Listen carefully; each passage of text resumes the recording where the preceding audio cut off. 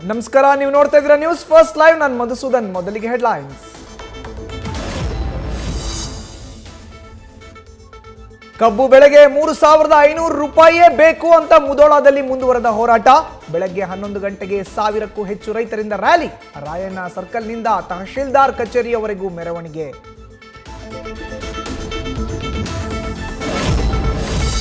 ಕಲಬುರಗಿಯ ಅಫ್ಜಲ್ಪುರದಲ್ಲೂ ಕಬ್ಬಿನ ಕಿಚ್ಚು. ಕಬ್ಬಿಗೆ 3,500 ರೂಪಾಯಿ ಬೆಂಬಲ ಬೆಲೆ ನಿಗದಿ ಸೇರಿ ಹಲವು ಡಿಮಾಂಡ್ಸ್.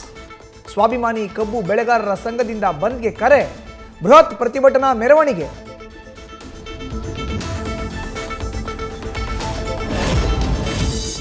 ತಿಂಗಳು ಆರಂಭವಾಗಿ 10 ದಿನಗಳಲ್ಲೇ 2ನೇ ಬಾರಿಗೆ ದೆಹಲಿಗೆ ಡಿಸಿಎಂ. ವೋಟ್ ಚೋರಿ ವರದಿಯನ್ನ ಹಿಡಿದು ಭೇಟಿಗೆ ಹೋಗಿರುವ ಡಿಕೆ ಶಿವಕುಮಾರ್. ಹೈಕಮಾಂಡ್ ನಾಯಕರ ಭೇಟಿಗೆ ಸಮಯ ಕೋರಿಕೆ.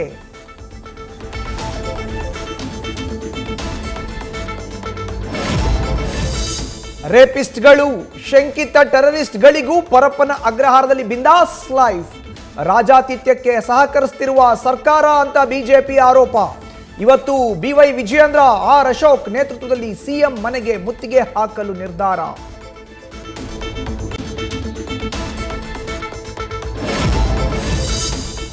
ಉಗ್ರ ಚಟುವಟಿಕೆಗಳಿರೋರಿಗೂ ಸೇಫ್ ಜಾಗವಾಯ್ತಾ ಜೈಲು. ಜೈಲಿನಲ್ಲಿ ಉಗ್ರರಿಗೆ ಮೊಬೈಲ್ ಕೊಟ್ಟಿದ್ದ 3ರನ್ನ ಬಂಧಿಸಿದ್ದ ಎನ್ಐಎ. ಈಗ ಶಂಕಿತ ಉಗ್ರ ಶಕೀಲ್ನನ್ನ ಎನ್ಐಗೆ ವಿಚಾರಣೆಗೊಳಪಡಿಸೋ ಸಾಧ್ಯತೆ. ನ್ಯೂಸ್ ಫಸ್ಟ್, ನಿರ್ಭೀತಿಯಿಂದ ನಿಮ್ಮ ಪರವಾಗಿ.